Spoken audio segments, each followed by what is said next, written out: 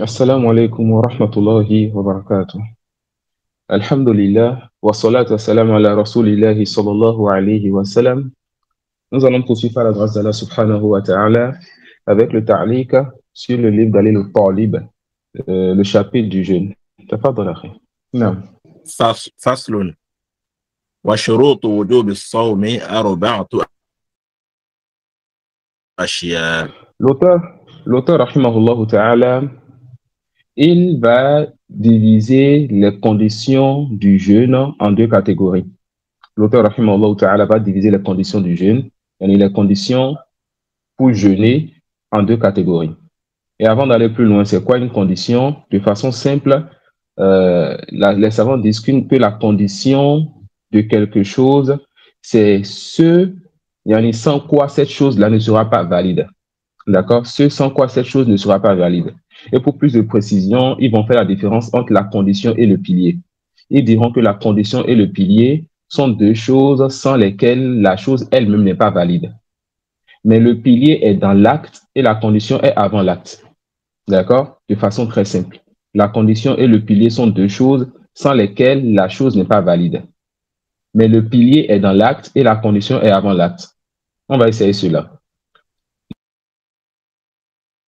Les ablutions, la lecture de Surat Al-Fatiha pour la prière.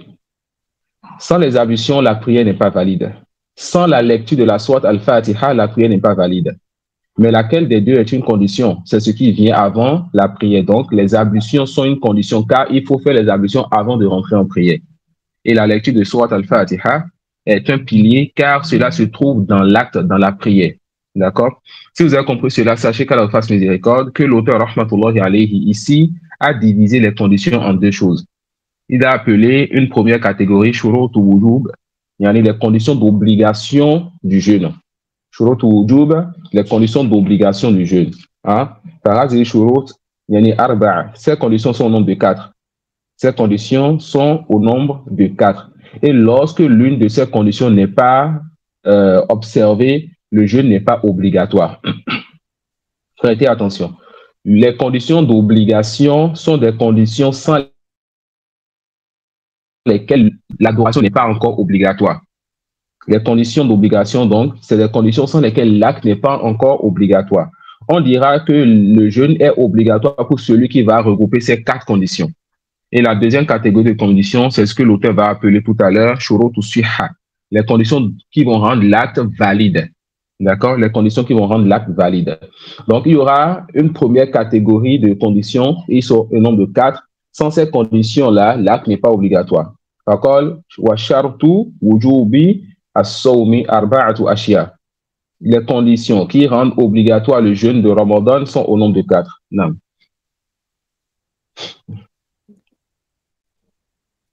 وشروط وجوب الصوم أربعة أشياء الإسلام والبلوغ والعقل والقدرة عليه.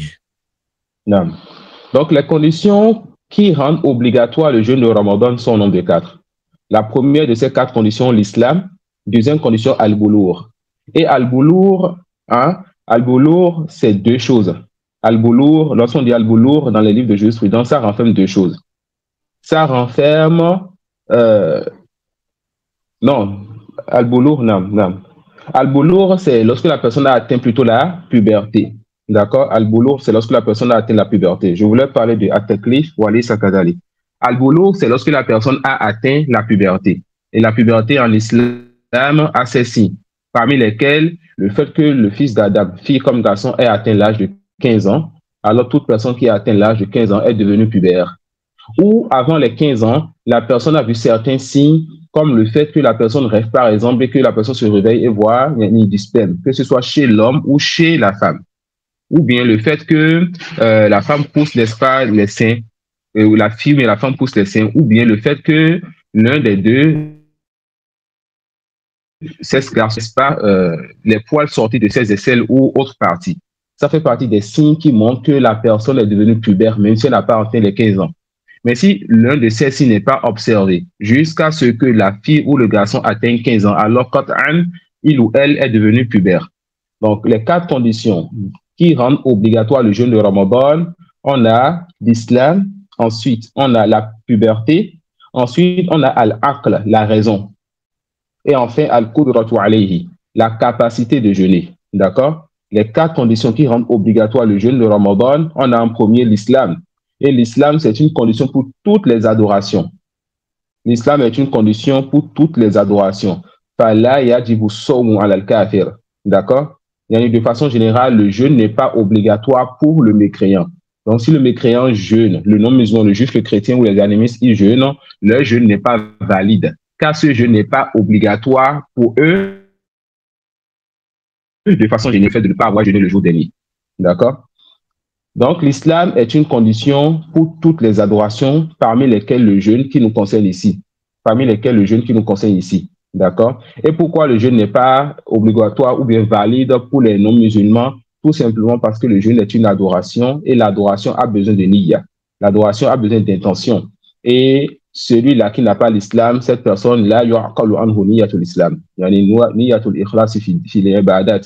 Celui qui n'a pas l'islam, cette personne, on ne valide pas ou n'accepte pas d'elle l'intention que les musulmans ils ont lorsqu'ils font les adorations. L'intention de se rapprocher d'Allah lui seul sont associés.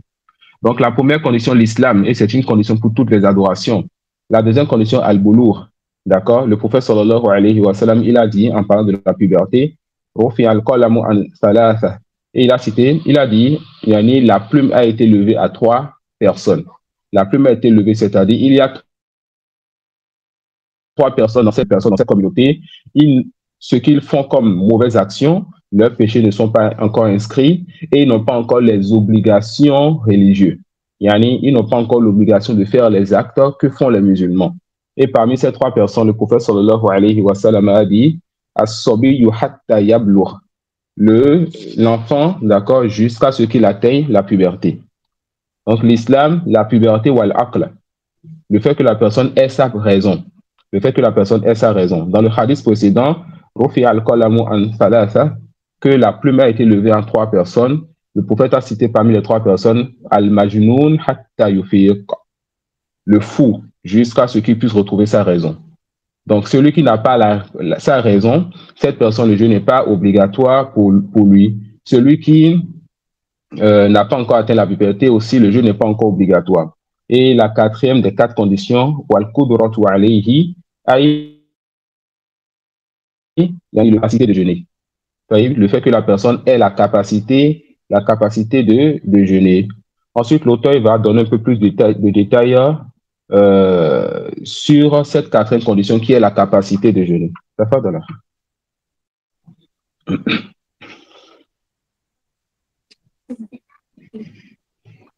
فمن عجز عنه لكبر أو مرض لا يرجى زواله أفطر.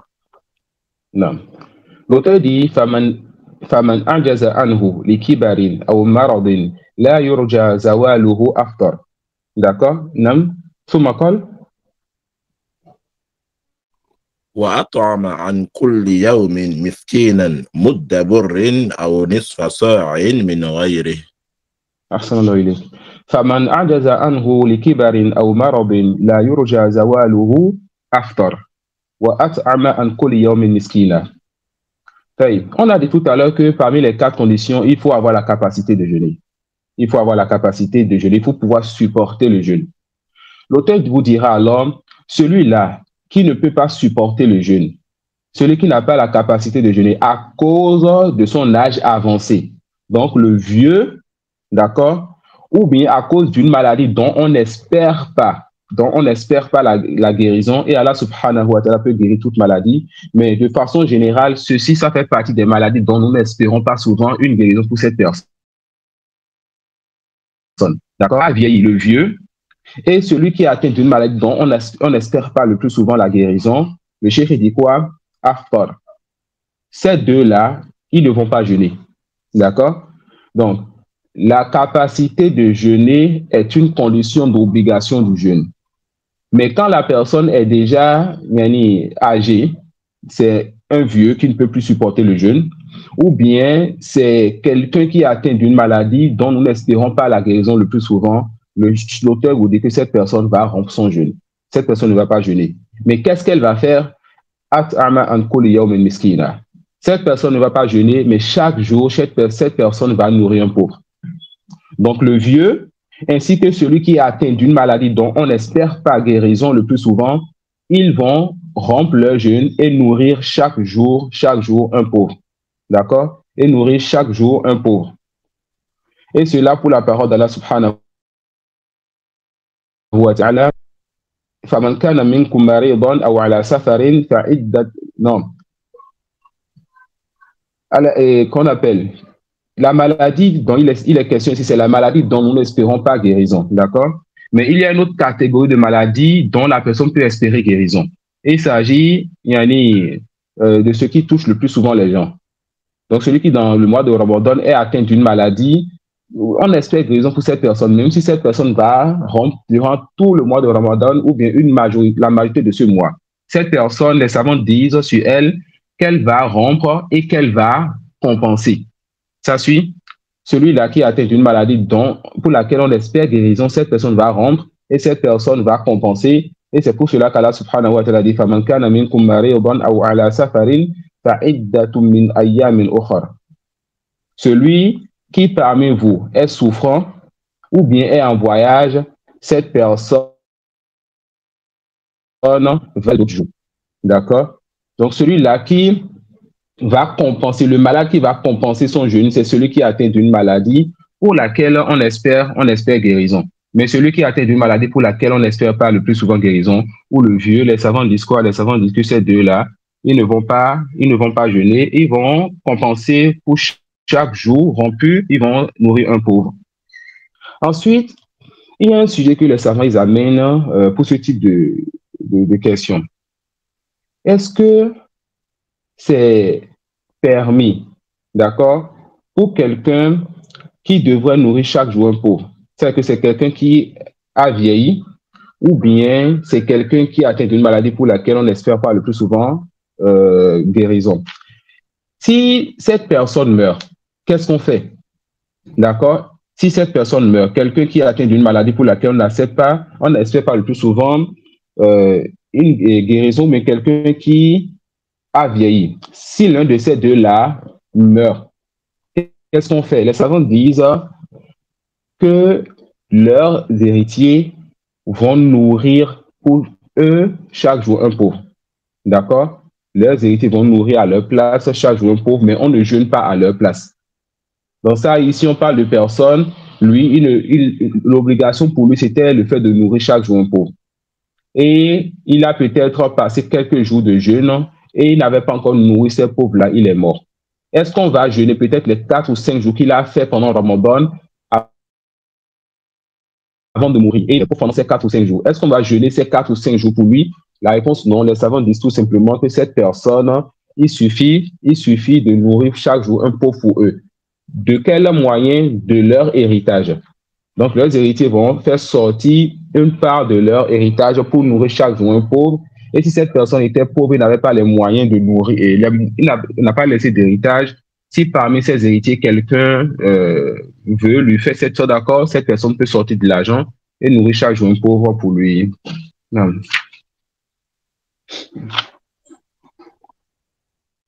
Il dit Muddaburin aw nisfa sa'in min ghayrihi. D'accord? Il dit Muddaburin aw nisfa sa' min ghayrihi. Faman ajaza anhu li kibarin aw maradin la yurja zawaluhu aftar. Wa at'ama an kulli yawmin miskina muddaburin aw nisfa sa'in min ghayrihi. On a vu maintenant que le vieux, ou bien celui-là qui est atteint d'une maladie dont on n'espère pas le plus souvent la guérison, ne va pas jeûner, mais va nourrir chaque jour un pauvre. Les Hanabila vous disent que cette personne va nourrir chaque jour un pauvre, mais comment cette personne va nourrir? Ils disent que cette personne va donner le moud du blé. Et le moud, il s'agit, n'est-ce pas, du plein des huwa mil'ul kaf min rajul mu'tadil. C'est le plein de la main de quelqu'un, d'un homme qui a une main ordinaire. D'accord? Donc, quand le plein de sa main, lorsque tu ouvres tes 2 paumes de main et que tu fais le plein de blé, ça fait le moud. Donc, soit tu vas faire le plein de blé dans tes 2 paumes de main réunies, en blé ou bien nisfa sa'. Et le sa', c'est 4 fois ce plein de main. D'accord? Lorsque tu ouvres tes 2 paumes de main, tu les mets ensemble et tu mets ça dans du blé, tu remplis cela. On appelle ça en arabe chez les savants ici, ils disent moud. Donc tu vas donner un plein de main de blé aux pauvres chaque jour ou bien nisfu sa'. Et le sa', d'accord, c'est une unité de mesure pour vous dire 4 fois le plein de main. Donc nisfu sa', la moitié de cela, ça veut dire donc 2 fois le plein de main. Ça suit? Donc les Hanabila vous disent alors que le vieux ou bien celui qui a atteint d'une maladie dont on n'espère pas le plus souvent de guérison va donner soit un plein de main ou bien 2 pleins de main et un plein de main de blé, d'accord, ou bien 2 pleins de main de autre que le blé. Donc ils ont fait la différence chez les Hanabila entre le blé et les autres nourritures. Quand c'est le blé, ils disent on va donner une seule mesure. Et quand c'est autre que le blé, ça suit, mais il n'y a pas de preuve sur cette distinction ou bien sur le fait de faire le ta'yin, de dire que forcément il faudra donner le monde du blé ou bien de donner, n'est-ce pas, les sous-soins autre que le blé. Il n'y a pas de preuve sur cela, comme l'a dit Cheikh Al-Islam Temia et bien d'autres. Les textes qui sont venus sur le fait de nourrir les pauvres, c'est des textes qui sont généraux. Alors, tout ce qui est appelé nourriture dans un milieu, il est permis d'utiliser cela pour nourrir les pauvres. Tout ce qui est appelé nourriture dans un milieu, il est permis d'utiliser cela pour nourrir les pauvres. Et ces 4 conditions, l'islam, la puberté, la raison et la capacité de jeûner, on a dit quoi? Ces conditions, c'est shurutul wujub. Sans ces conditions, le jeûne n'est pas obligatoire. D'accord? Donc, celui qui n'a pas rempli cette condition, le jeûne n'est pas encore obligatoire pour lui. Celui qui n'a pas rempli cette condition, le jeûne n'est pas encore obligatoire pour lui. Ensuite, l'auteur va nous citer ce qu'on appelle shurutul sihha. Il n'est pas valide. Donc, celui qui n'a pas rempli les conditions qui vont venir, si le jeûne, son jeûne n'est pas valide. Mais les conditions précédentes, il y a parmi ceux-là, si tu n'as pas rempli, ton jeûne n'est pas obligatoire, mais tu espères la récompense d'Allah. Comme celui qui n'a pas atteint la puberté, mais qui a le tamiz, qui a le discernement. L'enfant de 6 ou de 7 ans qui n'a pas encore atteint la puberté. Si le jeune, il espère la récompense d'Allah subhanahu wa ta'ala, car déjà avec le tamiz, on peut espérer de cette personne la niya, l'intention. Non.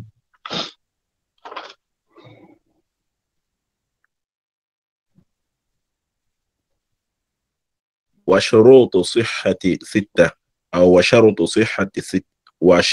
صحته 6 الإسلام وانقطاع دم الحيض والنفاس. Non. Ensuite, l'auteur, il va parler, n'est-ce pas, des shurut sihha, comme on l'a dit, validité et les conditions de validité du jeûne. Ces conditions, le jeûne n'est même pas valide. Ça suit. Il dit, wa shurut sihhati sitta. Les conditions de validité du jeûne sont au nombre de 6. Précédemment, il a cité les conditions qui rendent obligatoire le jeûne. Et c'était 4. Et ici, il va citer les conditions qui rendent valide le jeûne. Et c'est 6. D'accord? C'est quoi la différence entre ces 2 conditions? C'est que les 4 conditions précédentes, c'est que quand tu ne viens pas avec ces conditions, le jeûne n'est pas obligatoire sur toi. Quant à l'islam, ton jeûne n'est pas obligatoire, il n'est pas valide, car tu n'as même pas l'intention. Mais pour d'autres, comme le boulour, la puberté, tu n'as pas l'obligation de jeûner au Ramadan, mais il se peut que tu jeûnes si tu veux. Mais les 6 conditions qu'on veut voir maintenant, sans ces conditions-là, quand tu délaisses l'une de ces conditions que tu jeûnes, on te dit, toi, ton jeûne n'est pas valide. Toi, tu n'as pas jeûné au Ramadan. Première condition, il va ramener encore l'islam. Vous voyez? Première condition, il va encore ramener l'islam. Donc, retenez que l'islam, l'islam rentre donc dans les conditions d'obligation et de validité du jeûne. Le non-musulman, le jeûne n'est pas obligatoire de façon générale sur lui et le jeûne n'est pas valide aussi pour lui. Contrairement à celui qui n'a pas atteint la puberté. Celui qui n'a pas atteint la puberté et qui a le discernement, le jeûne n'est pas obligatoire pour lui, mais son jeûne est valide. On va voir ça tout à l'heure, Inch'Allah. Il dit à l'islam. Donc, l'islam est une condition de validité du jeûne. وانقطاع الدم الحيض والنفاس. Al-hayd, c'est les menstrues. D'accord? Al-hayd, c'est les menstrues. Et al-nifas, il s'agit d'un sang qui n'est pas le sang des menstrues et qui continue à sortir de la femme et qui se différencie des sangs de menstrues par sa couleur et bien d'autres que cela. Et Hamza, je suis un très mauvais élève. Je me rappelle qu'au pays, on avait parlé du nifas en jurisprudence. Un frère m'avait passé le mot en français. Tu te rappelles, mais un frère se rappelle de moi aussi. Comment dit le lochi. Dans les lochis, je pense qu'au pays, on avait parlé plutôt de l'istihab, n'est-ce pas? On n'a pas de l'istihab là-bas. Les lochis, je reprends la définition. Les lochis, je me suis un peu embrouillé avec le mot. Le sens que j'ai dit tout à l'heure, le sang qui continue à couler, non, ça, ce n'est pas ça qui est nifas ici. Le nifas, ça, c'est les lochis. Et ce qui est lochi, tout simplement, c'est le sang qui sort après l'accouchement. D'accord? Les lochis, c'est le sang qui sort après l'accouchement. Donc, l'auteur dit quoi? Les conditions de validité du jeûne. Il y a l'islam, il y a inqitar' dam al-hayd wa nifas. Des menstrues, d'accord, s'arrêtent, et le sang des lochis. C'est quoi le sang des menstrues? Il s'agit d'un sang naturel qu'Allah subhanahu wa ta'ala a écrit aux femmes, aux filles qu'on appelle aux femmes, et qui sort selon une certaine période, qui a ses caractéristiques, sa couleur, son odeur et bien d'autres. Et le sang des lochis, il s'agit d'un sang qui sort de la femme suite à l'accouchement. Et il se peut qu'il y ait accouchement sans sortie de sang. Non.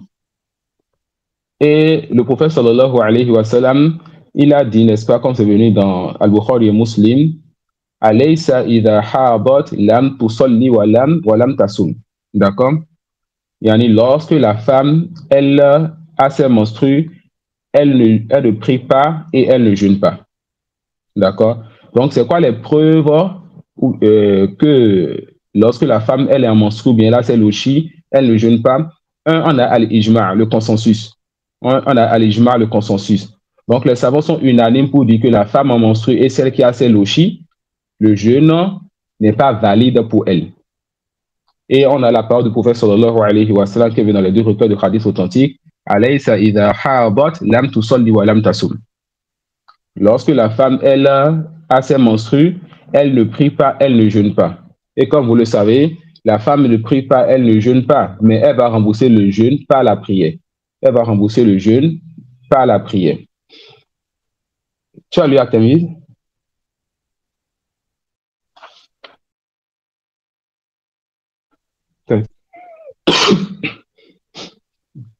الإسلام وانقطاع دم الحيض والنفاس. الرابع التمييز، فيجب على ولي المميز المطيق للصوم أمره به وضربه عليه ليعتاده. L'auteur, il va dire les conditions de validité du jeûne. L'islam, le fait que le sang des menstrues, le sang des lochis, s'arrête. Et troisième condition, il va dire quoi? Il va dire at-tamyiz. D'accord? Il va dire quoi? At-tamyiz. At-tamyiz, c'est le discernement. At-tamyiz, c'est le discernement. C'est lorsque l'enfant arrive déjà à atteindre l'âge de discernement. Il arrive à distinguer entre le vrai et le faux, entre le bien et le mal. Il arrive à avoir l'intention, d'accord, pour faire des adorations. Et le plus souvent, c'est déjà à partir de 6-7 ans. D'accord, le plus souvent, c'est déjà à partir de 6-7 ans, l'enfant a atteint l'âge de discernement. Et lorsque l'enfant a atteint cet âge, en la sahih, cet enfant peut même être mis devant en tant qu'imam dans une prière. On peut mettre l'enfant en tant qu'imam dans une prière, aussi bien pour les prières surrogatoires que pour les prières obligatoires. Pour l'enfant qui a atteint l'âge de discernement. Le jeûne devient obligatoire, comme on l'a vu tout à l'heure, quand l'enfant atteint l'âge de puberté. Et il s'agit du fait qu'il voit l'un des signes qu'on a cités ou bien qu'il ait atteint l'âge de 15 ans. D'accord? Soit l'âge de 15 ans ou bien avant 15 ans, on a les signes qu'on a cités. Mais entre 6-7 ans et ces 15 ans, l'enfant peut avoir ce qu'on appelle l'âge de discernement. Donc, c'est cet enfant qui n'a pas encore eu les signes de puberté ni atteint les 15 ans, mais qui peut déjà raisonner, qui peut déjà formuler l'intention valide pour une adoration. On dira, toi, le jeûne n'est pas obligatoire pour toi, mais ton jeûne est valide. Si tu jeûnes Ramadan, on espère la récompense d'Allah pour toi. On espère la récompense d'Allah pour toi. D'accord? Mais est-ce que c'est obligatoire pour le wali, donc pour le tuteur de l'enfant, de demander à cet enfant de jeûner? Regardez, on a deux choses différentes. On a le jugement du jeûne de l'enfant et du comportement du tuteur envers cet enfant par rapport au jeûne. Quant à l'enfant, il n'a pas l'obligation de jeûner. Mais les Hanabila disent que le tuteur a l'obligation de demander à cet enfant de jeûner. Fakol, fayajibu ala wali al-mumayyiz al-mutiq lis-sawmi amruhu bi. Ils disent qu'il est obligatoire au tuteur de l'enfant qui a le discernement de lui demander de jeûner. D'accord? Les Hanabila vous disent quoi?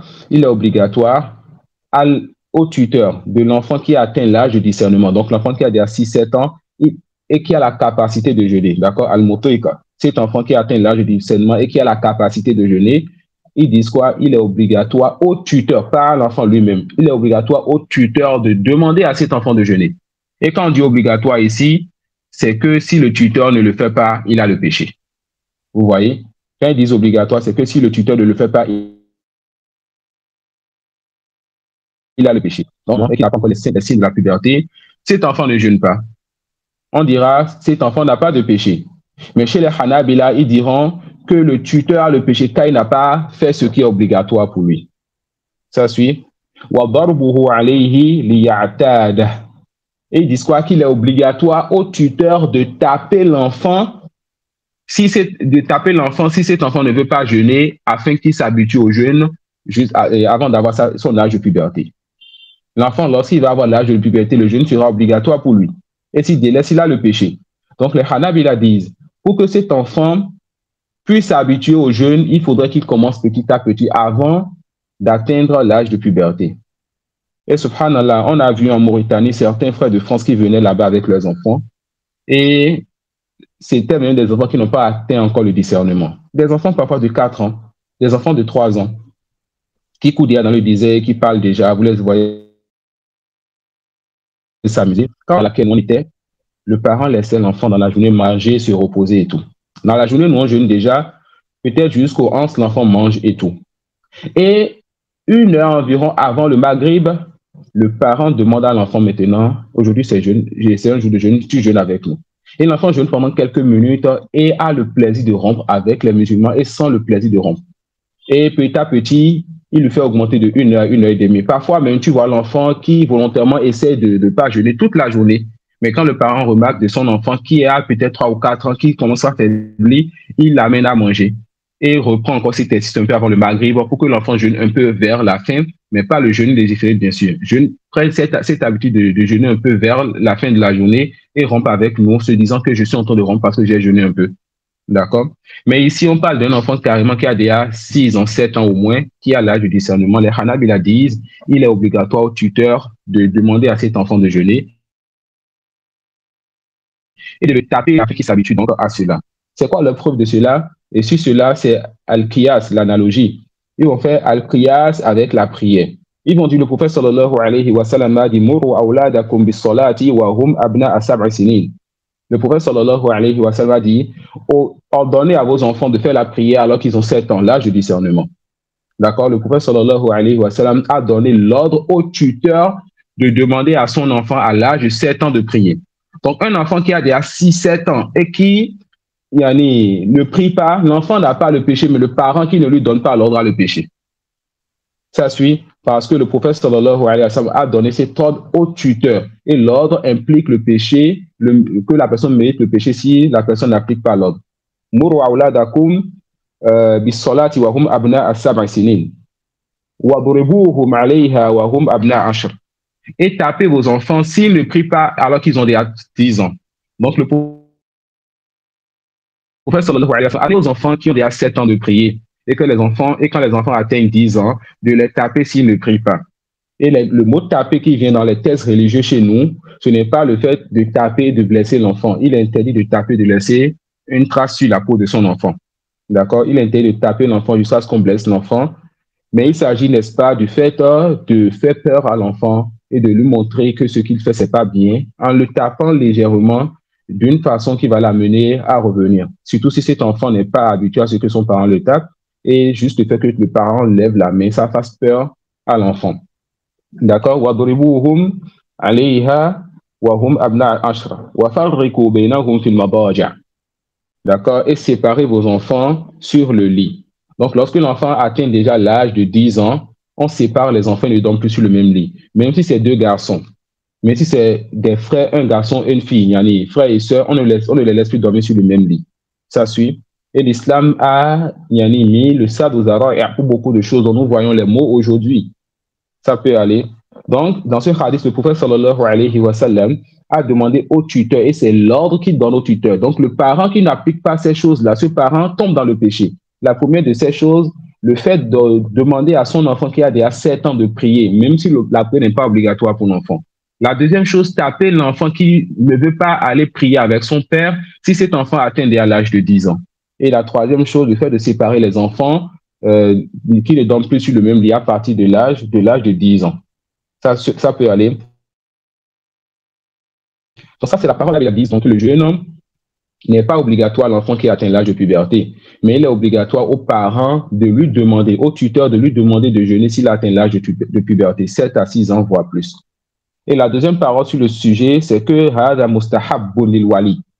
Yani, que cela est recommandé, mais pas obligatoire. Yani, lorsque le tuteur va demander à son enfant, ou bien l'enfant qui est à sa charge, de jeûner à l'âge de 6 ans, 7 ans, jusqu'à 10 ans et un peu plus, lorsque ce tuteur va demander, ce tuteur est récompensé pour cela. Et si ce tuteur ne fait pas cela, il n'a pas de péché, car ce n'est pas obligatoire. D'accord? Car cela n'est pas obligatoire. Et ça, c'est la parole du Jumhur. Ça, c'est la parole de la majorité des savants. Et cette parole, c'est plus proche, n'est-ce pas, de la vérité que la parole qui rend obligatoire le jeûne. L'obligation, avec la prière, cela est plus clair, mais pour le jeûne, il est plus demandé au tuteur de demander à l'enfant qui a atteint l'âge de discernement de jeûner, mais qui n'est pas obligatoire pour lui. Et c'est la parole de la majorité des savants. Non.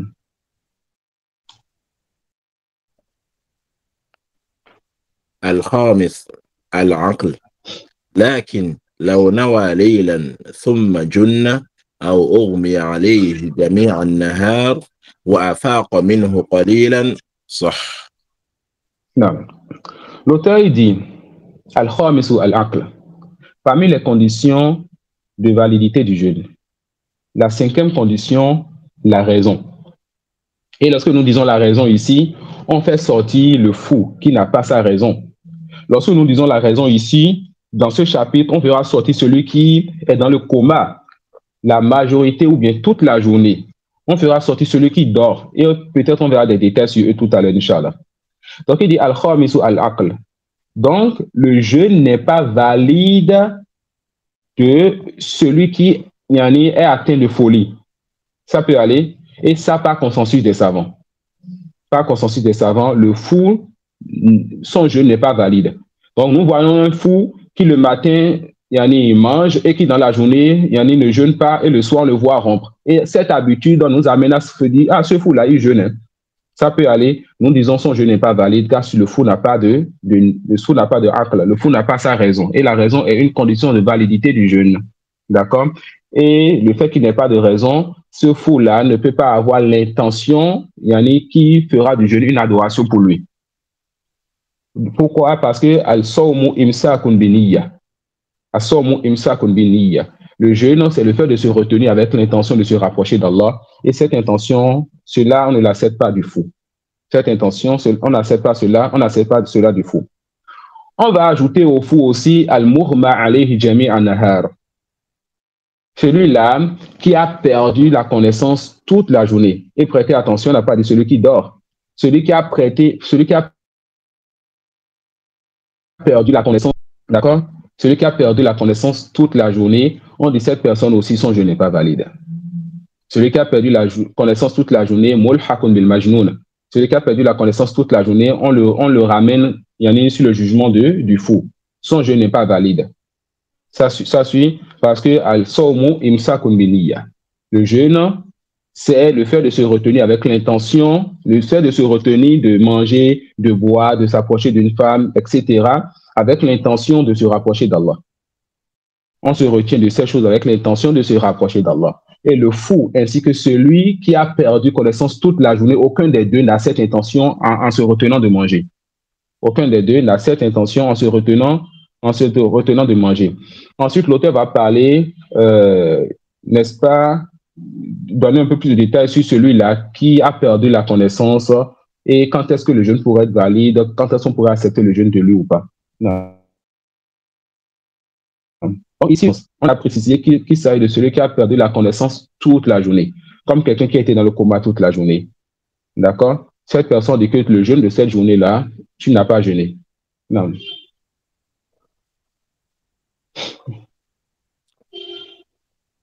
الخامس العقل لكن لو نوى ليلا ثم جن أو أغمي عليه جميع النهار وأفاق منه قليلا صح. السادس النية من الليل لكل يوم واجب فمن خطر بقلبه ليلا. طيب قبل هذا لكن لو نوى ليلا ثم جن أو أغمي عليه جميع النهار وأفاق منه قليلا صح. L'auteur, après avoir dit que le fou, son jeûne n'est pas valide, d'accord, celui qui a été atteint de folie toute la journée, et celui qui a perdu connaissance aussi toute la journée, leurs jeûnes ne sont pas valides, il dira « Lakin launa wa laylan ». Sachez qu'Allah vous fasse miséricorde que l'intention du jeûne est formulée la veille, est formulée la nuit, d'accord. Il dit, lorsque la personne la veille a eu l'intention de jeûner, yani la veille de ce jour-là, avec la divergence entre les savants, est-ce qu'il faut avoir l'intention chaque nuit ou pas? D'accord? La personne la nuit a eu l'intention de jeûner demain. Ce qui nous intéresse ici, la personne la nuit a eu l'intention de jeûner demain. Ensuite, dans la journée de demain, cette personne, elle a été atteinte de folie, qu'Allah nous préserve. Ou cette personne, elle a perdu connaissance, qu'Allah nous préserve. Et la folie ou la perte de connaissance a atteint cette personne la majorité de la journée. Et cette personne a repris connaissance un peu avant le coucher du soleil. D'accord? Donc, la personne a formulé l'intention de jeûner la veille. Quand je dis la veille, c'est dans la nuit. Après le maghrib, l'intention de jeûner. Ensuite, cette personne a été atteinte de folie ou bien a perdu connaissance, et cela toute la journée, sauf un peu avant le coucher du soleil. Donc, la personne a eu l'intention la nuit précédente, et la personne a eu un peu de jeûne avant le coucher du soleil. Les savants disent quoi? Cette personne, son jeûne est valide. Donc, le cas précédent concernant le fou est celui qui a perdu la connaissance toute la journée. Mais ici, on parle de quelqu'un qui a formulé derrière l'intention la nuit précédente, je veux jeûner. Et cette personne, durant cette journée, pendant la majorité du lever du soleil jusqu'à un peu avant le coucher du soleil, était en perte de connaissance ou bien cette personne était folle et un peu avant le coucher du soleil, cette personne a retrouvé la connaissance. Cette personne, elle est revenue. On dira quoi? Ton jeûne d'aujourd'hui est valide. D'accord? Ton jeûne d'aujourd'hui est valide. Toute la journée ou bien pendant plusieurs journées, cette personne, son jeûne n'est pas valide. Ça suit. Ensuite, les savants vont diverger sur lui. Est-ce que cette personne doit rembourser le jeûne ou pas? Ou bien les savants vont demander est-ce que cette personne doit rembourser le jeûne ou pas? Et la réponse, non, cette personne doit rembourser le jeûne, pas consensus des savants. Celui-là qui a perdu la connaissance pendant plusieurs jours, ou bien pendant une journée ou 2 journées. Cette personne, on a dit quoi? Son jeûne n'est pas valide. Mais elle va rembourser le jeûne, comme l'a dit Al-Muwaffaq ibn Qudama. ومتى فسد الصوم به أي بالإغماء فعلى المغمى عليه القضاء بغير خلاف علمناه. Ibn Qudama rahmatullahi alayhi, imam al-Hanabila, il dit que lorsque la personne n'a pas jeûné à cause de la perte de connaissance, le coma ou ce qui va dans ce sens, cette personne doit rembourser ce jour-là ou bien les jours qu'il n'a pas jeûné et ne connaissons pas de divergence sur cela. D'accord? لأن مدته لا تتعاطل غالبا ولا تثبت الولاية على صاحبه فلم يزل به التكليف وقضاء العبادات كالنوم. Anohim, il voit donc que cette personne qui a perdu la connaissance pendant un jour, 2 jours ou plus, cette personne, son jeûne n'est pas valide et cette personne doit rembourser le jeûne. Maintenant, est-ce que le fou doit rembourser son jeûne? Est-ce que le fou doit rembourser son jeûne? La réponse, non. Pourquoi? Parce que le fou, le jeûne n'est même pas obligatoire pour lui. Ça suit. Le fou, le jeûne n'est même pas obligatoire. Mais il a raison dans quoi? Dans les shurut ou wujub. Donc, le fou, lui, le jeûne n'est même pas obligatoire pour lui. Mais celui qui a perdu la connaissance, lui, il est un peu entre le fou et celui qui dort. Il est un peu entre le fou et celui qui dort. Les savants disent son jeûne n'est pas valide s'il a perdu la connaissance toute la journée ou plusieurs jours.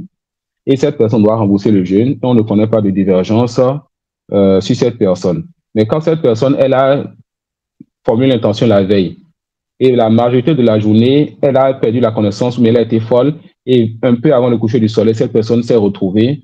Cette personne, son jour-là est un jeûne valide. Est-ce qu'on va ajouter celui qui dort à ces sujets-là? Celui qui a formé l'intention la veille de jeûner.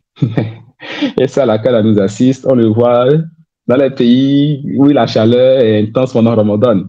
En Mauritanie, c'était quelque chose qu'on voyait beaucoup.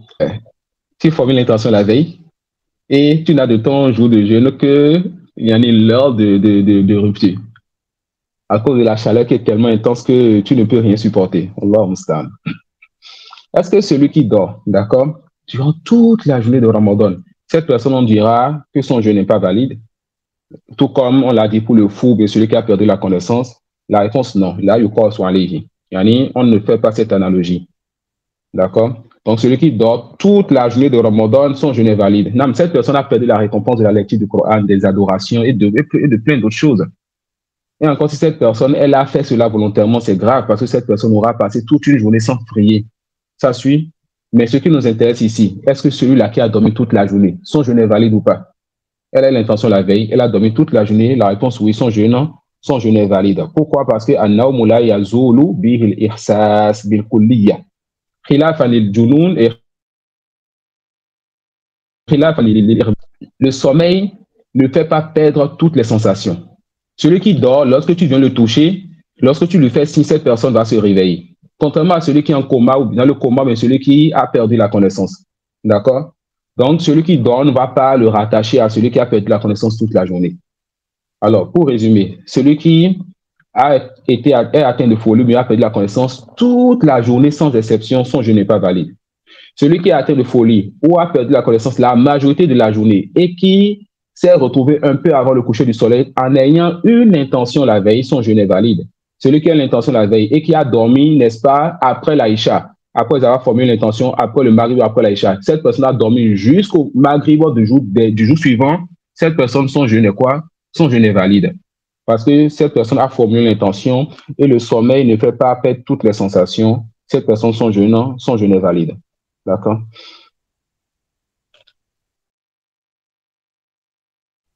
On a donc eu 4 sujets ici. Le premier sujet, celui-là qui a perdu la connaissance toute la journée.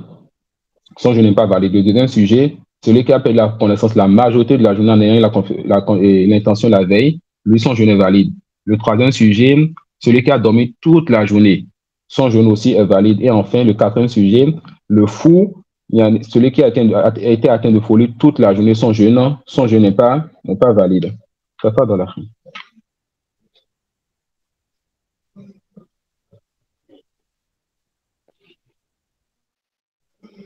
السادس النية من الليل لكل يوم واجب فمن خطر بقلبه ليلا أنه صائم فقد نوى وكذا الأكل والشرب بنية. Non. L'auteur dit ensuite النية من الليل لكل يوم واجب. Ça suit? L'intention. L'intention, ça fait partie des conditions de validité du jeûne. L'intention fait partie des conditions de validité du jeûne. Donc, celui qui n'a pas l'intention de jeûner, son jeûne n'est pas valide. Celui qui n'a pas l'intention de jeûner, son jeûne n'est pas valide. L'auteur dit Aniyatu min al-layli li kulli yawmin wajib. L'auteur voit qu'il faut avoir l'intention chaque nuit pour un jeûne obligatoire. Donc, le jeûne de Ramadan de 29 ou de 30 jours, il faut avoir l'intention pour chaque jour qui vient, la nuit, tu dois formuler l'intention. D'accord? Ils disent لأن كل يوم عبادة يعني مستقلة يعني أو صوم كل يوم عبادة مستقلة. Ils disent que le jeûne de chaque jour est une adoration yani, en elle-même, c'est pas une adoration qui est rattachée. Ils vont te dire que le mois de Ramadan, ce n'est pas tout le mois qui est une seule adoration, mais chaque jour est une adoration. Chaque jour de jeûne est une nouvelle adoration chez eux. Et ça, c'est la parole des Shafi'iyya et des Hanabila. Les Shafi'iyya et les Hanabila voient qu'il faut avoir l'intention chaque nuit pour chaque jour de jeûne. Car chaque jour de jeûne est un jeûne mustaqil. Ils te diront, yani, si tu as l'intention, si tu veux jeûner demain, tu dois forcément avoir l'intention cette nuit. Et quand tu as rompu demain au Maghrib, tu dois avoir l'intention après le Maghrib pour le jeûne suivant, etc. Contrairement aux Hanafites, les Hanafites, ils voient que non, il suffit d'avoir l'intention, yani, la première nuit de Ramadan pour jeûner tout le Ramadan. Il suffit d'avoir l'intention la première nuit de Ramadan pour jeûner tout le Ramadan. Cette parole est quand même une parole qui est assez solide. Pourquoi? Parmi les raisons qu'ils avancent, le fait que quand tu rends le jeûne d'un jour, tout le Ramadan n'est pas annulé. Car il faut comprendre les ta'lilat des savants. Le ta'lil est comme un dalil chez le savant. Les Hanafites qui vous disent que l'intention de la première nuit suffit pour tout le Ramadan, ils te disent que tout le Ramadan est comme une seule adoration. Ça suit? Ils te diront quoi? Que tout le Ramadan est comme une seule adoration. Et si on comprend cela, est-ce que le fait de rompre un jour parmi les 29 ou 30 jours, ça annule tous les 30 jours? La réponse, non. Et cela, ça renforce la deuxième parole qui dit qu'il faut l'intention de chaque nuit. Et ajouter à cela que l'amroni yatisal. L'intention n'est pas quelque chose de compliqué. Voilà pourquoi l'auteur, après vous avoir dit qu'il faut formuler l'intention de jeûner chaque nuit, celui qui, pendant la nuit, ça a traversé son esprit que cette personne veut jeûner demain, cette personne est déjà en jeu et a déjà formulé l'intention. Celui qui se dit, je dois me réveiller demain à 5 heures pour manger, cette personne a déjà l'intention, mais elle n'a pas le prononcé, on ne prononce même pas l'intention. Celui qui envoie son enfant payer du lait, du pain pour demain a déjà formulé l'intention, même si il n'a pas dit à son enfant, va m'acheter du pain pour le jeûne. Donc, l'affaire de l'intention est très simple. Et yani, c'est difficile pour le musulman même de dire, je suis rentré dans Ramadan et moi, j'ai eu l'intention seulement le premier au début du mois et les autres, soit je n'ai même plus cette intention. D'accord? Donc, amnuniyati sahl. Et cette divergence, de façon générale, on peut penser que ça n'a pas de samara. Que ça n'a pas vraiment de comment on appelle, de samara, mais certains savants amènent certains sujets dans lesquels tu vois que quand tu prends tel avis, tu vas annuler le jeu de certaines personnes. Les Hanabila vous disent, et c'est un avis qui est quand même solide, qu'il faut avoir l'intention chaque nuit de jeûner le jour. Pourquoi? Parce que chaque jour est une nouvelle adoration. Ça suit? Ils disent, le prophète sallallahu alayhi wa sallam dit, man lam yujmi' as-siyama qabla al-fajr fala siyama lah. Le prophète sallallahu alayhi wa sallam a dit, quand c'est venu chez l'imam Ahmad, Abu Daoud, At-Tirmidhi et Ibn Majah, Ibn Khuzayma, il a dit, man lam yujmi', yani man lam yanwi, man lam yujmi' as-siyama qabla al-fajr fala siyama lah. Celui qui n'a pas formulé l'intention de jeûner avant le fajr, cette personne n'a pas de jeûne. Donc, l'intention de jeûner doit venir dans la nuit. Celui qui n'a pas formulé l'intention de jeûner avant le fajr, cette personne n'a pas de jeûne. Pourquoi? Parce que l'intention doit venir dans la nuit. Et ce hadith, c'est le hadith de Hafsa radhiyallahu anha.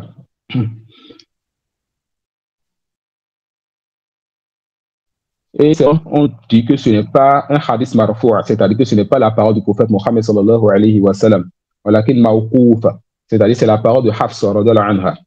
Certains savants disent quoi? Yani rajjahul waqf, que ça ce n'est pas la parole du prophète sallallahu alayhi wa sallam, mais c'est la parole de Hafsa. Mais prêtez attention, walakin al-amala alayhi inda ahli al-ilm. Et ça fait partie des sujets importants chez l'étudiant en sciences quand il étudie les masail et le fiqh. Parfois, tu vas voir dans un sujet le hadith sur lequel tourne le sujet. Et tu vas le voir dans un livre de Tahrij, les livres dans lesquels on voit l'authenticité ou pas des hadiths. Un livre de hadith, ou bien sur une feuille de jurisprudence, on te dira que ce hadith-là n'est pas marfoua. Que le hadith-là n'est pas marfoua, donc le prophète ne l'a pas dit. Certains étudiants vont se dire, donc le hadith est daif. Non, ce n'est pas tout ce qu'on dit que le prophète n'a pas dit qui est faible. Car il se peut que le raf n'est pas sahabite, mais le waqf est sahabite. Il se peut, sa chaîne de transmission ne remonte pas au prophète sallallahu alayhi wa sallam, mais que cela soit authentiquement rapporté par le compagnon. C'est la parole du compagnon. Et c'est ça qui vous montre l'une des grâces d'Allah sur cette communauté. Notre chaîne de transmission et la science du hadith chez nous. Le fait que le musulman peut dire avec précision, mon prophète a dit ceci, n'a pas dit cela. Mais les juifs et les chrétiens, vous n'allez pas trouver cela chez eux. Chez les chrétiens, celui qui a écrit, ceux qui écrivent les évangiles ne sont même pas connus.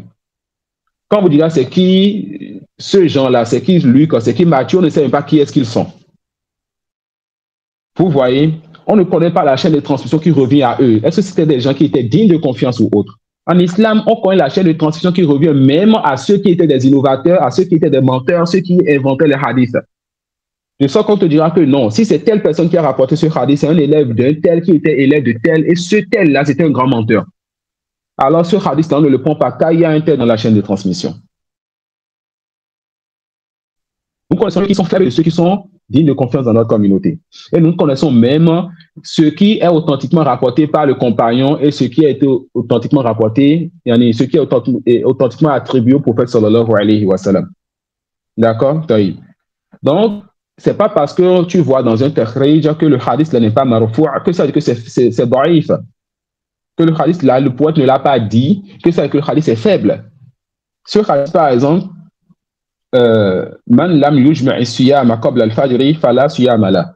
Certains savants ont rapporté ça marfou', certains savants ont rapporté ça de la parole du prophète sallallahu alayhi wa sallam. Et d'autres savants ont fait le tarjih, ils ont dit non. Ça, ce n'est pas la parole du prophète sallallahu alayhi wa sallam, mais c'est mawqouf, c'est-à-dire c'est la parole de Hafsa radhiyallahu anha. Donc le waqf est sahih. Hafsa l'a vraiment dit. Mais est-ce qu'elle a pris ça du prophète sallallahu alayhi wa sallam ou pas? C'est ça la divergence entre les savants. Et quel que soit le résultat, qu'elle ait pris ça du prophète, les savants travaillent avec cela. Voilà pourquoi tous les savants sont unanimes de façon générale pour te dire que tu dois avoir l'intention de jeûner depuis la nuit. Leur divergence est sur le fait, est-ce que tu dois avoir l'intention chaque nuit? Mais ils sont d'abord unanimes pour te dire, tu dois quand même avoir l'intention de jeûner demain depuis la nuit pour le jeûne obligatoire, pas surérogatoire, pour le jeûne obligatoire. D'accord? À cause de ce hadith, ça fait partie des preuves que cela soit mawqouf ou bien marfou'. D'accord? Que cela soit mawqouf ou bien mawqouf mais marfou'.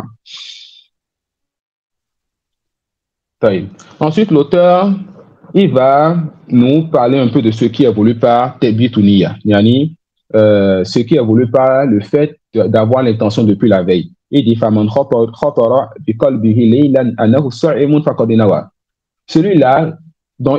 celui-là dont l'intention de jeûner traverse l'esprit tout simplement, cette personne a cette formule l'intention. Tu es dans la nuit, demain c'est Ramadan, c'est le premier jour, c'est l'un des jours de Ramadan. Et c'est passé par ton esprit que demain tu vas jeûner, c'est aussi simple que cela. Pas besoin de prononcer. Et prononcer l'intention est même une innovation. D'accord? Prononcer l'intention est même une innovation et cela n'est pas permis. Cela n'est pas permis.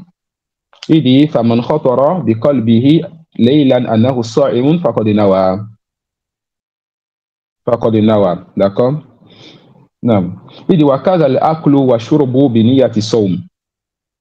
Il dit de la même façon que lorsque la personne, quelques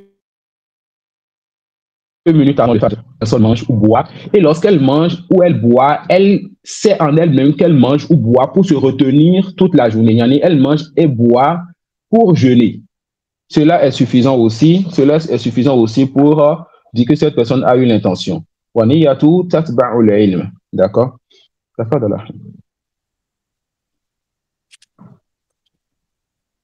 ولا يضر إن أتى بعد النية بمناف للصوم أو قال إن شاء الله غير متردد، وكذا لو قال ليلة 30 من رمضان من رمضان ففرضي وإلا فمفطر، ويضر إن قاله في أول.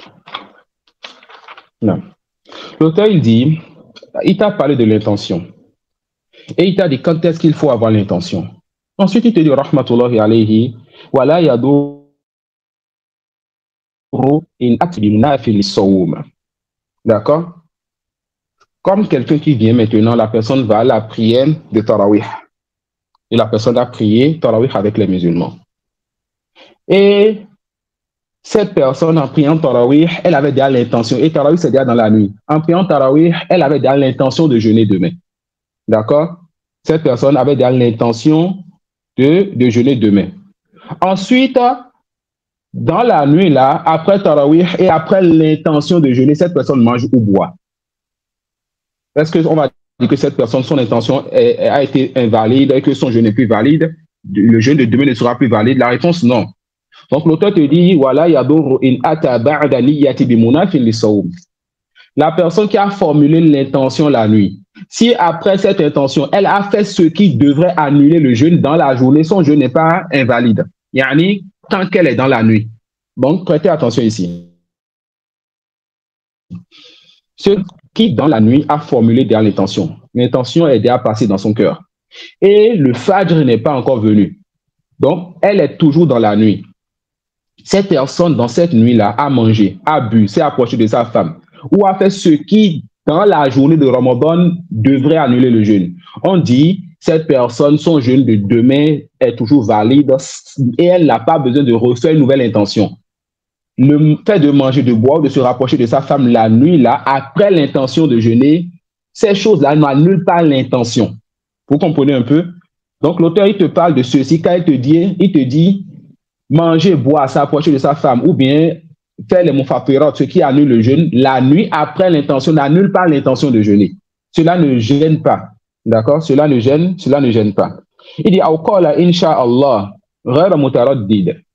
La personne, la nuit toujours, on est toujours dans un contexte ici. La nuit, après que la personne, et avant le fajr, avant que la journée ne commence, voilà l'intervalle. La personne a formulé l'intention. Et après avoir formulé l'intention, cette personne en parlant, elle dit, je vais jeûner, Inch'Allah, et prêtez attention. Ceci n'est pas la permission de dire l'intention à haute voix, non. Cette personne, l'intention est dans son cœur. Et en parlant avec un proche, un ami ou autre, cette personne dit, demain, je vais jeûner, Inch'Allah. Ce n'est pas à ce moment qu'elle a formulé l'intention. D'accord? Quand on a déjà dit, le fait de dire l'intention à haute voix est une innovation. L'intention était déjà dans son cœur. Lorsque tu viens en prière, tu dis Allahu Akbar. Est-ce que c'est lorsque tu as dit Allahu Akbar que tu as formulé l'intention de prier? La réponse, non. Tu avais cette intention-là depuis la maison, quand tu fais les ablutions et peut-être avant cela. D'accord? Lorsque tu vas au Hajj, ou bien la Umrah que tu fais à Telbiya, et c'est là que tu as formulé l'intention. La réponse, non. Tu avais l'intention bien avant de quitter la maison, quand tu t'apprêtais pour aller au Hajj, tu rassemblais l'argent et tout, ou bien tu avais de l'argent, tu payais ton billet et tout. Donc, ici, lorsque cette personne parle, ce n'est pas le moment où elle a formulé l'intention. Elle avait dit, en parlant, cette personne dit, oui, demain, je vais jeûner, Inch'Allah. Le Inch'Allah qui est venu sur cela, ça peut avoir deux sens. Le premier sens, c'est tout simplement que cette personne, elle s'est remise à Allah. Elle ne sait pas si demain, elle va vivre, si demain, elle aura encore la capacité de jeûner ou qu'est-ce qui va se passer demain. Cette personne, elle sait que si elle a lui donne la vie et la capacité de jeûner demain, elle va jeûner. Voilà pourquoi elle a dit Inch'Allah. Son jeûne, son intention n'est pas touchée et son jeûne demain est valide sans qu'elle n'ait à reformuler une nouvelle intention. Mais s'il était mutarad dit de chaque, donc c'est quelqu'un qui a dit je vais jeûner demain, Inch'Allah. Et son Inch'Allah, c'est un doute. C'est-à-dire, est-ce que je vais jeûner demain? Cette personne, on dit que son intention n'est pas encore valide, car l'intention doit être jazima. L'intention doit être ferme.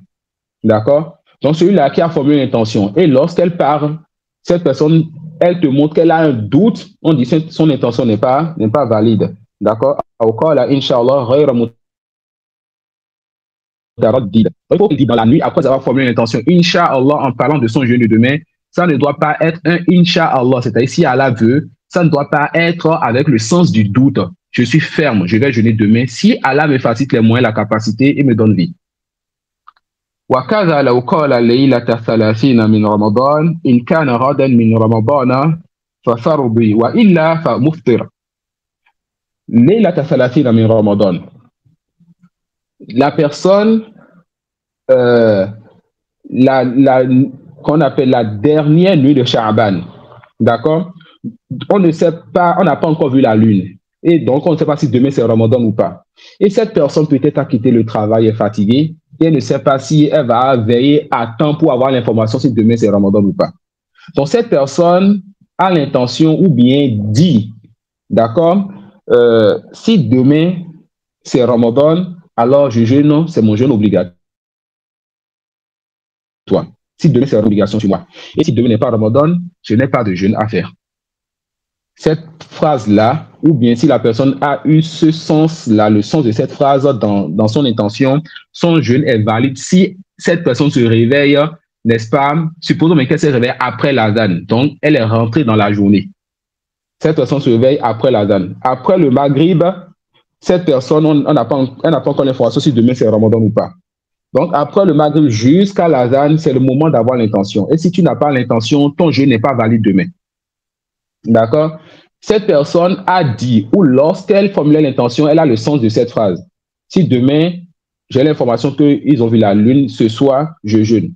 Mais si cette information n'est pas présente, je ne jeûne pas. Et cette personne se réveille après l'azan et donc n'a pas le temps de manger. Est-ce que cette personne, son intention était acceptable, était valide? La réponse, oui. On dit, toi, tu jeûnes aujourd'hui, il n'y a pas de problème. Et vous allez voir que c'est des sujets qui sont importants. Le sujet de formuler l'intention la nuit. Je suppose quelqu'un qui quitte le travail après le 11, un peu avant le maghrib, cette personne dort. Cette personne, avant le maghrib, elle se dit, demain, je veux jeûner. Demain, je veux jeûner. Mais elle a dormi avant le maghrib tellement elle était fatiguée, elle s'est réveillée après l'azan du fajr. Son jeûne n'est pas valide. La personne revient après le 11, fatiguée à la maison. Madame, prépare pour nous demain au jeûne. On a vu qu'on appelle. Aujourd'hui, c'est le dernier jour de Sha'ban, c'est le 30e jour. Demain ne peut être que Ramadan. Donc, demain, nous jeûnons. Il a même informé. Tout le monde sait qu'il veut jeûner demain. Cette personne dort avant le maghrib, donc avant le début de la nuit. Et se réveille après l'azan, donc après que le jeûne ait commencé. Cette personne a une intention quand? Dans le mois de Sha'ban. Quand? Avant la nuit, avant la première nuit de Ramadan. Est-ce que son intention est valide? La réponse non. Est-ce que son jeûne est valide? La réponse non. Pourquoi? L'intention est une condition de validité.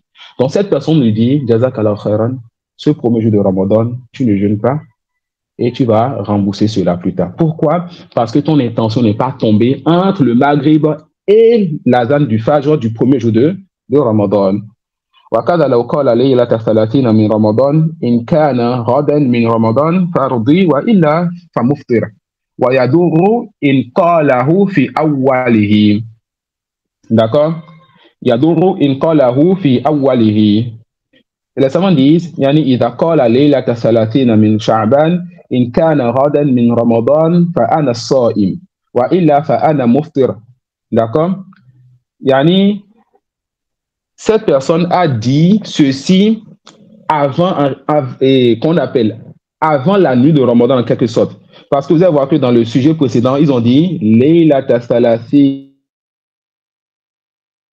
min Ramadan. Et lorsqu'ils disent Awalihi, les savants expliquent dans leur shuruhat ici, yani Laylat Salasina min Sha'ban. Et c'est ça l'exemple qu'on a donné tout à l'heure.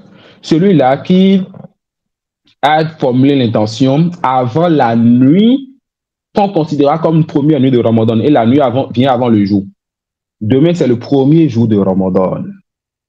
Et cette personne a eu l'intention avant quoi?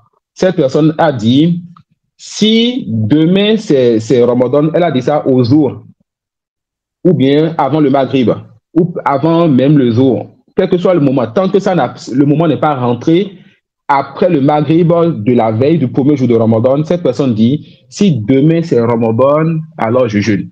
Si ce n'est pas Ramadan, je ne jeûne pas. On dit cette parole ou bien l'intention là qui était dans son cœur, tant que ça ne rentre pas, cette personne n'est pas consciente et cette intention ne rentre le maghrib, alors son jeûne n'est pas valide. D'accord? Son jeûne n'est pas valide.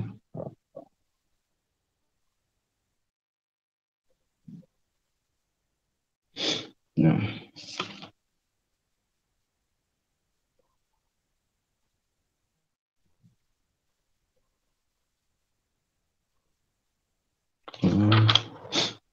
تفضل أخي.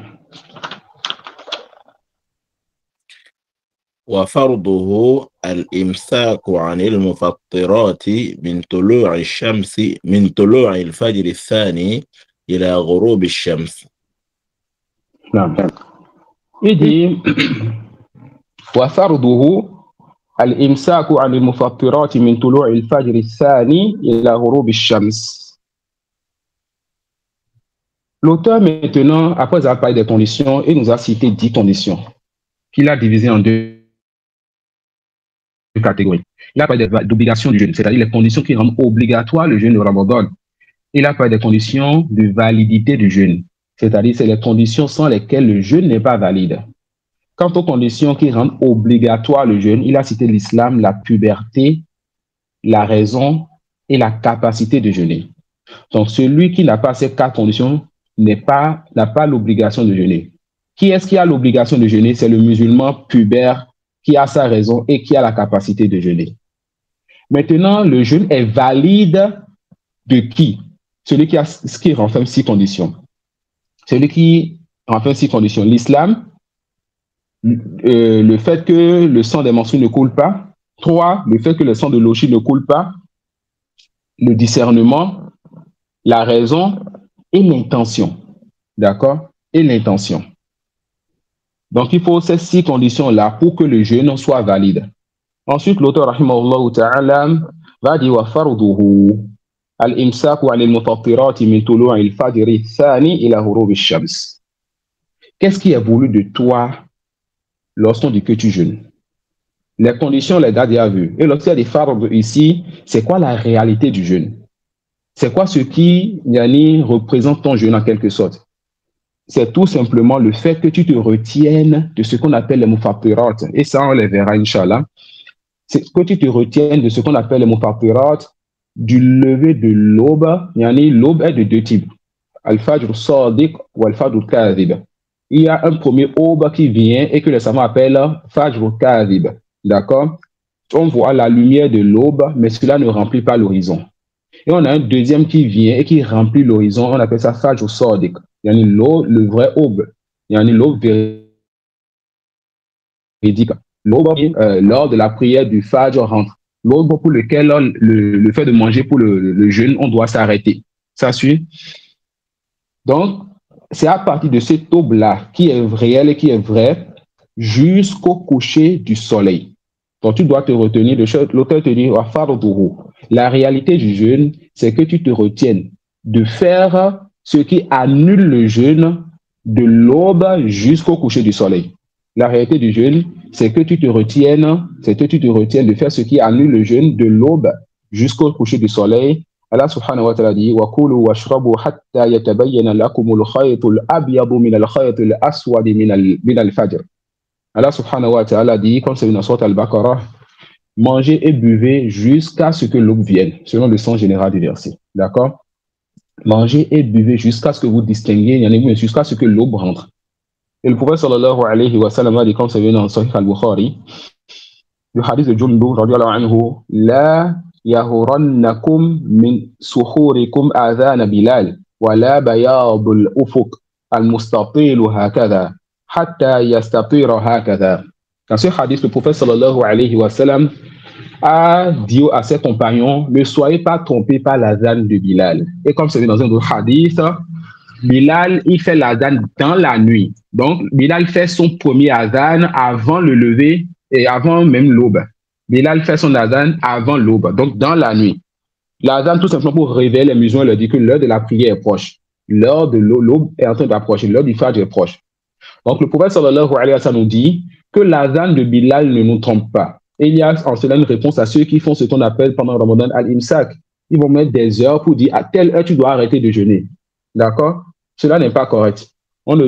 Et le fait faire de cela une habitude, de mettre ça dans les calendriers, de rappeler ça aux gens, de même faire des adans pour demander aux gens de ne plus arrêter de jeûner. Chaque fois que tu entends cet azan dans la nuit, tu ne jeûnes plus. Le prophète sallallahu alayhi wa sallam a dit à ses compagnons que l'azan de Bilal ne vous amène pas à arrêter de manger. D'accord? Ne vous amène pas à arrêter de manger.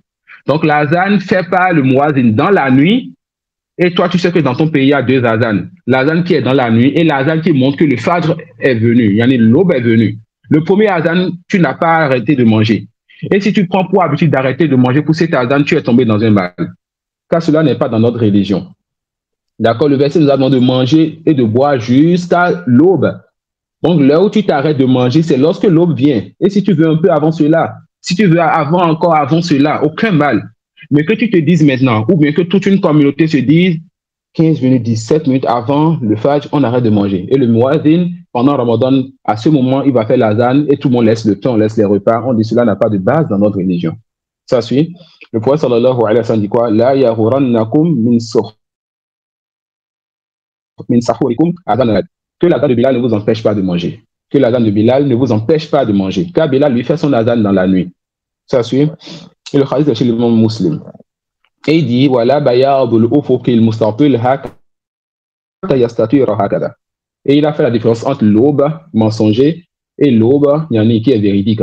Le premier aube dont la lumière n'atteint pas le ufuq, l'horizon, et le deuxième dont la lumière atteint l'horizon et est stable un certain temps avant de disparaître.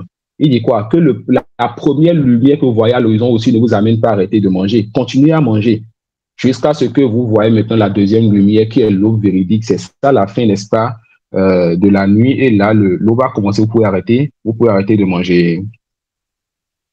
Ensuite, l'auteur va dire sunnatu sita. Il va citer les conditions, les sunan, les choses qui sont recommandées pour le jeûne. Et Inch'Allah, on va prendre cela vite fait, et ça va être sur le samedi prochain, on peut commencer encore un nouveau type de sujet.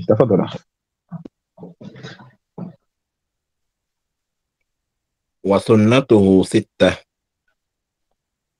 تعجيل الفطر وتأخير السحور وزيادات في أعمال الخير وقوله جهرا إذا شتم إني صائم وقوله عند فطره اللهم لك صمت وعلى رزقك أفطرت سبحانك وبحمدك اللهم تقبل مني إنك أنت السميع العليم وفطره على رطب فإن عدم فتمر فإن عدم فماء. L'auteur il dit sunnatu sitta. Il a cité les conditions d'obligation, les conditions de validité, les piliers ou réalité du jeûne. Et c'est le fait de s'arrêter de manger ou bien de faire les choses qui annulent le jeûne de l'aube jusqu'au coucher du soleil. Maintenant, il va citer les sunan, les choses qui sont recommandées lorsque tu jeûnes. Il dit sunnatu sittatun, et les choses qui sont recommandées pour le jeûneur sont au nombre de 6. Ta'jilul fitr. Ta'jilul fitr. D'accord? Le fait de se précipiter pour rompre le jeûne. Le prophète sallallahu alayhi wa sallam a dit la yazalun nasu bi khayrin ma ajjalul fitr. Les gens ne cesseront d'être dans le bien tant qu'ils se sont précipités pour rompre le jeûne, comme c'est venu chez l'imam al-Bukhari. D'accord? La yazalun nasu bi khayrin ma ajjalul fitr. Donc le prophète sallallahu alayhi wa sallam a montré que le bien c'est dans le fait de rompre son jeûne. Le bien c'est quoi? Dans le fait de rompre son jeûne. Et dans une version chez l'imam Ahmad wa akhiru sahur. Et c'est ça qui viendra après. L'auteur il dit wa ta'khiru suhur. D'accord? Wa ta'khiru suhur. Suhur, c'est l'action de celui qui, c'est l'action de manger, c'est le fait de manger. Et le sahur, avec la fath, c'est ce qui est mangé. Comme le wudu et le wabou. Le wabou, c'est l'eau qu'on utilise pour les ablutions. Et le wudu, c'est le fait de faire les ablutions. Donc, le prophète sallallahu alayhi wa sallam nous a demandé de nous précipiter pour rompre le jeûne. Donc, le musulman, lorsqu'il jeûne et que l'heure du maghrib, lorsque le soleil se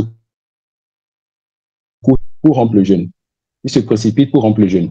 Et le matin, qu'est-ce qu'il fait? Il repousse, il mange jusqu'à ce que l'aube s'approche, mais que l'aube rentre.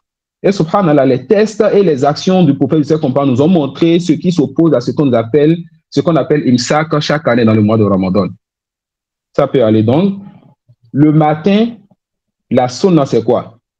C'est de manger et de ne pas, de manger jusqu'à ce que l'aube vienne, mais que l'aube s'approche. C'est dans le verset, comme c'est venu dans les hadiths. Et la sunna, quand tu veux rompre, c'est quoi? C'est de rompre tôt. La sunna, quand tu veux rompre, c'est quoi? C'est de rompre tôt. Ensuite, l'auteur, il dit, parmi les sunnahs qu'il a cités, il a dit, wa ziyadatu fi a'mal al-khayr. Lorsque tu es en jeûne, et ça c'est très important, il faut multiplier les bonnes actions. Lorsque tu es en jeûne, il faut multiplier les bonnes actions. Le mois de Ramadan, c'est un mois de miséricorde, c'est un mois béni, un mois dans lequel Allah subhanahu wa ta'ala a enfermé les shayatin. Alors, c'est un mois dans lequel les shayatin, ou bien le plus souvent, ta passion ne va pas être chauffée, ton âme ne va pas aller vers le mal. Donc, profite donc pour multiplier les bonnes actions. Ces bonnes actions que tu sais que Ramadan est un mois qui n'est pas comme les autres mois. Et celui qui a du mal à avancer dans les bonnes actions pendant Ramadan, sa situation avant et après Ramadan est pire alors. D'accord? Donc, parmi les sunnahs du mois de Ramadan, le fait de multiplier les bonnes actions est l'une des meilleures actions dans ce mois, la lecture du Coran. D'accord? L'une des meilleures actions dans ce mois, la prière de nuit. L'une des meilleures actions dans ce mois, le fait de faire la Umrah. Et bien d'autres. Donc, celui qui peut multiplier les bonnes actions pendant ce mois béni, que cette personne fasse donc cela.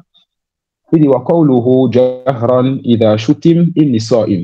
parmi les choses qui sont recommandées aussi pour celui qui jeûne Ramadan, ou qui jeûne n'importe quel jour, même si c'est surrogatoire, lorsqu'on l'insulte, qu'il ne réponde pas avec des tout, mais qu'il n'insulte pas aussi. Et qu'il dise tout simplement, je suis en jeûne. D'accord? Lorsqu'on l'insulte, qu'il réponde, je suis en jeûne. Le prophète sallallahu alayhi wa sallam, il a dit comme c'est venu chez l'imam al-Bukhari Muslim, وإذا كان يوم صوم أحدكم فلا يرفث ولا يصخب فإن سابه أحد أو قاتله فليقل إني امرؤ صائم وهذا هو وجه شاهد. Le prophète sallallahu alayhi wa sallam a cité parmi les choses qu'il ne faut pas dire lorsque tu jeûnes, mais qu'il ne faut pas faire. Le fait que la personne ne soit pas distraite, que la personne ne plaisante pas, mais ne fasse pas certaines choses qui sont viles de prix. D'accord? Il a cité parmi ces choses, lorsque quelqu'un l'insulte, que cette personne dise « je suis en jeûne ». Donc, fait partie des choses qui sont recommandées, le fait de dire « je suis en jeûne ». Et il est recommandé de dire cela à la personne. Il ne peut pas tout simplement se dire en soi « mais non, moi je jeûne, je ne vais même pas lui répondre ». Mais de dire cela à jahran, l'auteur il dit cela à haute voix. Que la personne entend, dit lui « moi je jeûne, moi je crains mon Seigneur, aujourd'hui c'est un jour, je ne veux pas le rendre ou bien le laisser comme les autres. C'est un jour qui est particulier. C'est un jour dans lequel je suis dans une adoration qui ne m'appartient pas, mais qui appartient à mon Seigneur. Le jeûne n'est pas pour moi, le jeûne est pour mon Seigneur. Et je n'ai pas envie, n'est-ce pas, de nuire à ce jeûne ou bien de perdre une part de la valeur de cette journée à cause de quelqu'un qui ne sait pas retenir sa langue et qui m'insulte. D'accord? Ensuite, il dit وَقَوْلُهُ عِنْدَ فِطْرِهِ اللهم لك صمت وعلى رزقك أفطرت سبحانك وبحمدك اللهم تقبل مني إنك أنت السميع العليم. Et cela a été rapporté du prophète sallallahu alayhi wa sallam qui disait Bismillahi, Allahumma laka sumtu wa ala rizqika aftartu, taqabbal minni innaka anta as-sami'ul alim. Innaka anta as-sami'ul alim. Et ce hadith a été rapporté de plusieurs chaînes de transmission de Anas et toutes les chaînes de transmission sont faibles. D'accord? Ce hadith, donc, est un hadith qui est faible. C'est un hadith qui est vraiment rapporté du prophète Mohammed sallallahu alayhi wa sallam. C'est une chaîne de transmission de ce hadith, du hadith en fait ce doigt-là, que l'auteur l'a amené ici, qui ne soit dépourvu de paroles chez les savants de hadith, comme l'a dit Ibn Hajar, Ibn Qayyim et bien d'autres. Et c'est venu chez Ibn Omar radiyallahu anhuma, qu'il a dit كان رسول الله صلى الله عليه وسلم إذا أفطر قال ذهب الظمأ وابتلت العروق وثبت الأجر إن شاء الله. D'accord? Ibn Omar, il a dit que le prophète sallallahu alayhi wa sallam, lorsqu'il rompait le jeûne, il disait ذهب الظمأ وابتلت العروق وثبت الأجر إن شاء الله. Yani, la soif qu'il avait est partie et il espère la récompense de son Seigneur, Inch'Allah. Et ce hadith aussi est venu avec des chaînes de transmission qui sont faibles, mais pas la faiblesse du hadith précédent, et certains savants l'ont rendu Hassanul li. D'accord? Certains savants l'ont rendu Hassanul li, c'est-à-dire que c'est un hadith qui atteint le degré de. Mais les savants précisent que si la personne, dans la journée de Ramadan, n'avait pas trop soif, d'accord? Si la personne n'avait pas trop soif, comme le fait de jeûner pendant l'hiver, en fraîcheur, alors est-ce que ce doigt-là, il faut l'amener? Est-ce que la personne doit amener ce doigt? Vu que le doigt, l'invocation là, ça montre que, yani, j'avais soif et alhamdulillah, je viens de boire de l'eau et cela est parti. Inch'Allah, celui qui est proche de la vérité, c'est que celui qui jeûne en hiver, mais celui qui, lors de son jeûne, cette personne n'a pas senti la soif et tout, et cette personne ne va pas dire, yani, cela. C'est seulement celui qui a été touché, donc, celui qui a eu soif qui va amener ce doigt-là. Donc, d'abord, c'est un doigt qui est sujet à divergence entre les savants et des savants voient que cela est Hassan. Si cela est Hassan, est-ce que c'est tout le monde pour chaque fois que tu jeûnes que tu dois les ou? La réponse, non. C'est lorsque tu as eu soif dans la journée et quand tu n'as pas soif comme celui qui jeûne pendant Chita, cette personne n'a pas donc à dire cela. Le prophète sallallahu alayhi wa sallam dit quoi? Inna lis-sa'imi inda fitrihi la da'watun ma turadda. D'accord? Le prophète sallallahu alayhi wa sallam dit quoi? Que le jeûneur, il a, lorsqu'il rend son jeûne, une invocation qui n'est pas rejetée. D'accord? Et c'est venu aussi dans une version, mais dans un hadith, thalathatun la turaddu da'watuhum wa dhakara minhum as-sa'imu hatta yuftir. Il y a 3 personnes dont on ne repousse pas leurs invocations. Il a cité parmi eux le jeûneur jusqu'à ce qu'il rend son jeûne. Donc, on a celui qui jeûne dans la journée où il est jeûneur, son invocation est acceptée. Et lorsque la personne est en train de rompre aussi, son invocation est acceptée. D'accord? Donc, lorsque tu rends ton jeûne, invoque ton Seigneur par tout ce que tu veux. Dis Bismillah et bois de l'eau, dis Bismillah et mange. Ensuite, demande tous les biens de ce bas monde et de la vie dernière à ton Seigneur. Et il n'est pas forcé, c'est pas une condition pour toi d'amener une invocation précise que les invocations qui sont venues pour la rupture du jeûne, soit c'est faible, il n'y a pas de possibilité de les regrouper et de rendre ça authentique, soit il y a certains savants rendus authentiques avec il y a une divergence sur ça. Et pour ceux qui ont rendu authentique, ils disent que ce n'est pas tout le monde qui l'emploie, comme Zahra Bazamaou. Et le dernier sujet de cette soirée, l'auteur dit Wafitruhu ala ruqabin fa in udima fa tamrun wa in fa in udima fa ma'un. Chez nous, en francophonie, on dira Rotob et Temre Madidat. D'accord? Donc, je ne sais pas si en français, il y a un mot précis. Si oui, le prof va me passer ça, Inch'Allah. À Roupabou, il s'agit des dates qui ne sont pas secs. À Roupabou, il s'agit des dates qui ne sont pas secs. Et ici, on voit plusieurs catégories de dates. Quand tu peux les Roupab, mais le goût est différent, la taille est différente. Ce n'est pas sec et c'est autre chose. D'accord? Et quand on dit Temre, c'est ce qu'on connaît le plus. Yani, c'est des dates qui sont secs. Parfois, même tu manges ça, tu te casses les dents.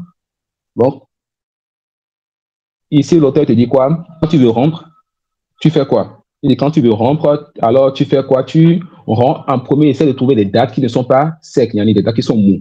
Et si tu ne trouves pas cela, alors des dates qui sont secs. Et si tu ne trouves pas cela, alors tu vas rompre avec de l'eau. Donc, il a fait le terratib ici. Le prophète sallallahu alayhi wa sallam, il a dit comme c'est venu chez l'imam Ahmad et bien d'autres, إذا أفطر أحدكم فليفطر على تمر فإن لم يجد فليفطر على ماء فإنه طهور. Si l'un d'entre vous veut rompre son jeûne, qu'il rompt avec des dattes. Et s'il ne trouve pas, alors qu'il rompt avec quoi? Avec de l'eau, car cela est pur. D'accord?